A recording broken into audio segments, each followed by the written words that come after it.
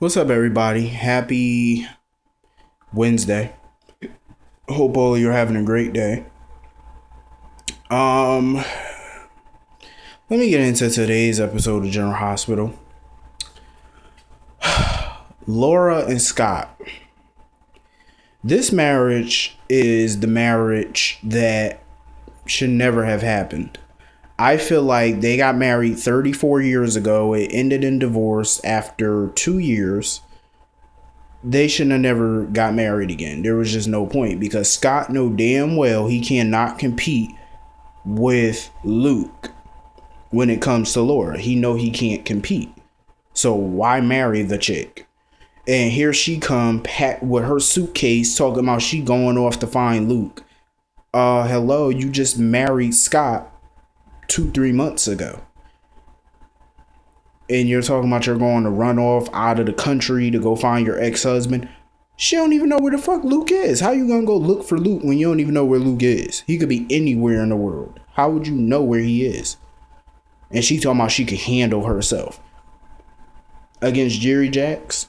Talking about she went up against much bigger people. That may be so. But Jerry Jacks won't hesitate to kill you. And you're willing to risk your life to go look for Luke when it's none of your business. Like I said, it's okay for her to be concerned about Luke, but you're married to somebody else, meaning Luke is no longer your responsibility or your problem. So why don't you be a good little wife and stay at home? Like, you're running for district, like Scott is running for district attorney. Now is a hell of a time for his wife to be leaving when he needs her by his side. He's running for DA again. You know, and as district attorney, he needs his support system. And his wife is running off. This is what I don't like. Scott is always the support system for Laura. He's always there for her. He's always, supportive. He was supportive when she wanted to do Deception Cosmetics again. He was supportive. He was supportive when Nicholas got shot and when she wanted to run off with Luke to go find Lulu. I can understand that. He was there for her. But y'all are married now and you're talking about leaving him to go find Luke? Your ex? Are you serious? So Scott pretty much gave the chick an ultimatum. You go, our marriage is dead. He's pretty much saying he's going to file for divorce. But she kept trying to convince him not to do it, even asking him to go with her. Why would Scott go with you to go find your ex-husband whom he can't stand? And another reason he can't go, like I said, he's running for district attorney. And there ain't no telling how long they're going to be gone. I feel like Laura is the shittiest wife. I'm sorry because I love Laura, but I feel like she doing Scott dirty. Scott has been, he's no angel, but so far he's been the best husband to her. But you're willing to run off to go find your ex. I find that very fucked up, and I feel bad for Scott. If I was Scott, I wouldn't hesitate to file for divorce right now. I would just end this marriage. There's no point to this. Just let her go. Seriously, he should have never proposed to her in the first place. And then you're going to come back to Port Charles knowing that this is the town Luke lives in, her ex-husband, the love of her life. Are you serious? Come on now. Scott don't deserve that. I might not like Scott all the time, but he don't deserve that. I feel like his wife should be loyal to him and stay by his side instead of running off to God knows where to look for her damn ex-husband. It's just dumb. So anyway, speaking of dumb, Morgan, this kid is a fucking idiot. So now he's yelling at Ava because Ava's plan is starting to backfire. And he wants to hurry up and marry Kiki before she starts to fall more in love with Michael and dump his sorry ass for Michael. I feel like it's stupid. Morgan, you're dumb. You're too impulsive. You're too young to be getting married. 2, your mother is going to put her foot in your ass when she finds out that you proposed to this girl. And you're about to make Ava Jerome her in-law. God helping. So he's wondering where she is, and he looks up on his iPad. He sees some engagement rings, a big diamond ring. He wants to get her, but he needs Ava's credit card to do it. She agrees, whatever. They are so dumb. Honestly, I don't believe Silas Clay is her father. I think the storyline about Julian being her biological father and Ava not being her mother, I think that's the best storyline they could come up with. I don't know why people hating on the fact that Sam might be her sister. Why would that be a problem?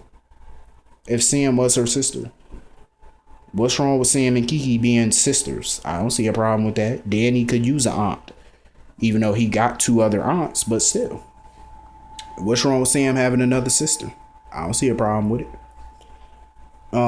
She could use some alternatives. But so anyway, Kiki goes over to Michael's apartment. Michael comes out, opens the door. Kiki comes rushing in. Michael tells her congratulations on her engagement. They start talking about her moving on and stuff, and he needs to move on. Then out comes Penny wearing one of Michael's shirts. I was like, damn. So Michael introduces Kiki to Penny, and he introduces Kiki as his cousin. And Kiki kind of gave some attitude or whatever like that and stormed the hell out. So Michael ran after her or whatever, and she all got an attitude and mad. I'm like, am I missing something here? Why is she mad? You're the one that's engaged to his damn brother, knowing that you love him, but you're engaged to his brother. What Michael didn't do anything wrong. It's called moving on. And that's exactly what he did. And I actually like Penny. I think she's a cute girl. Penny is definitely gorgeous. So Kiki ain't got no reason to be mad. What the fuck is you mad for?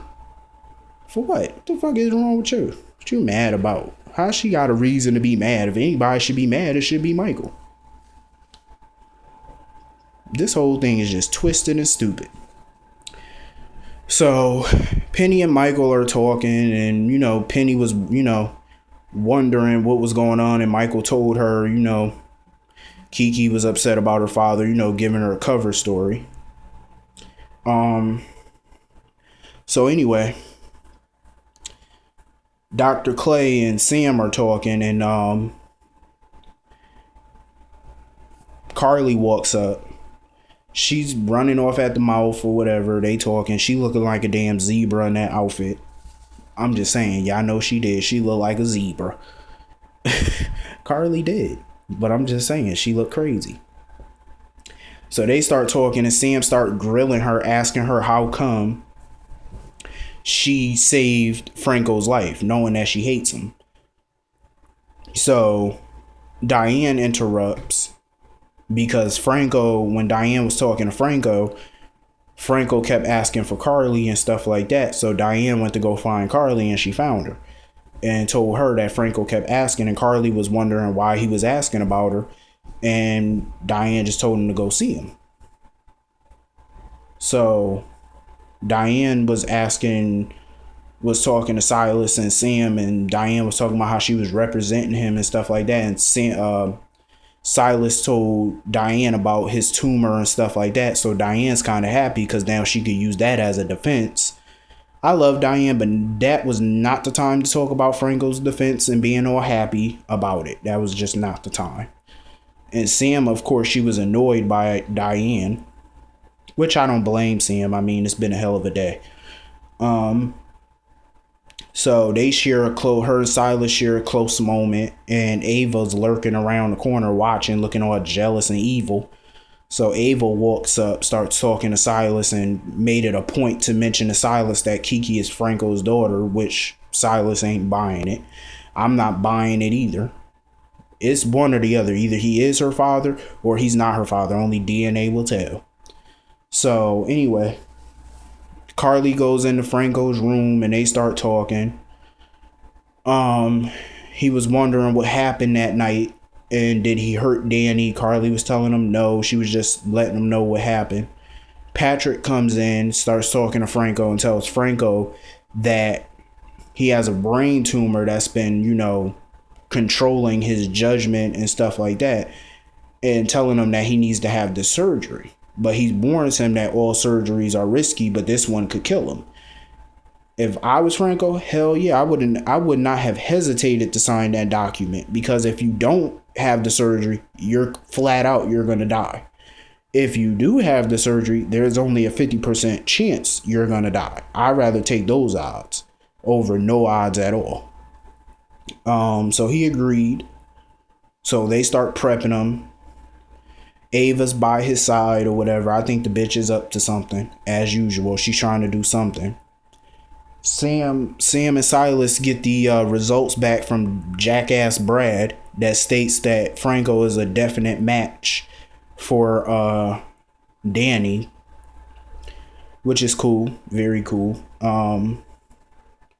So anyway, Patrick, he was in bed or whatever with Sabrina, and of course, this is why I'm so bored with Patrick and Sabrina, because they don't talk about each other. They just talk about either Britt or something else.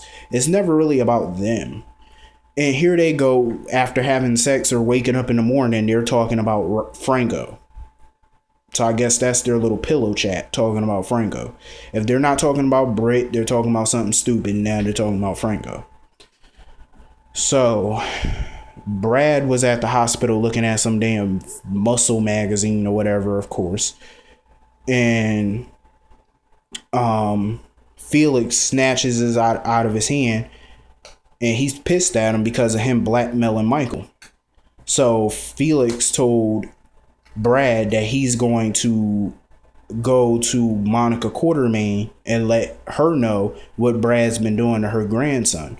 And Brad told Felix that if he do, he's going to tell Monica how her precious grandson has been kissing her own cousin.